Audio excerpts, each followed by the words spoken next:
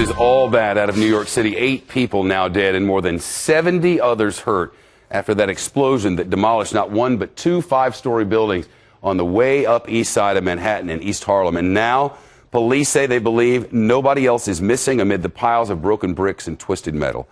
Of course, this happened Wednesday morning around 9:30 or so in East Harlem, 116th Street and Park Avenue. Investigators say a gas leak triggered the explosion inside one of the 2 5-story buildings. That blast leveled that building and the one next door.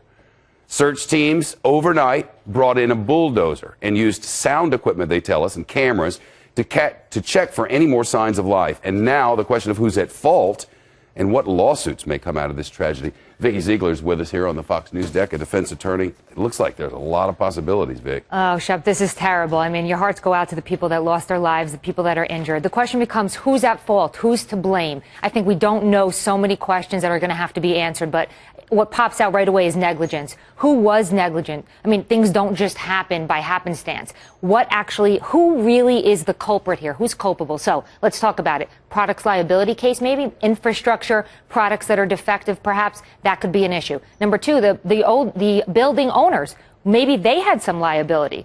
Or more importantly, Con Ed, utility companies. What did they do before this blast actually occurred? What did they do as soon as that neighbor called at 9:13, dispatch, and then what actually happened thereafter? There are serious safety procedures that have to be implemented, and we have to really know what went wrong and what could be fixed. So it sounds like this leak had gone on for a while. I'm no expert, but just from what the people have said, a neighbor there said he smelled a strong odor of gas the night before, actually went next door to his neighbor's house and said, do you have a gas on or something? Yeah.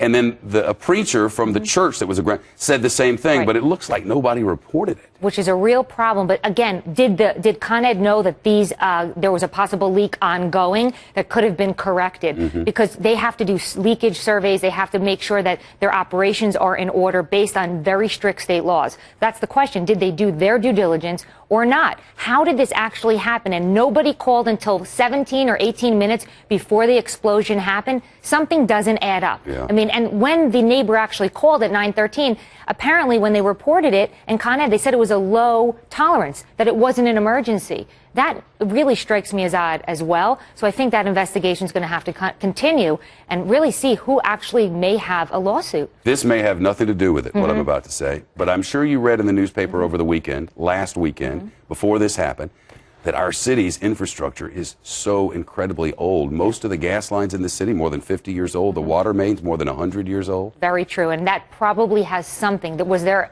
any type of culpability? Could have been. I mean, it could have been somebody left a stove on it. We don't have any way to know yet. But that fact remains. It does. And what has to happen to make sure that the public is safe? Because at the end of the day, that's all that matters. Could that have been a contributing factor to this explosion? Could it have been saved? Could all of these people that have been killed, unfortunately, been saved? That's the question. It's going to be a long investigation.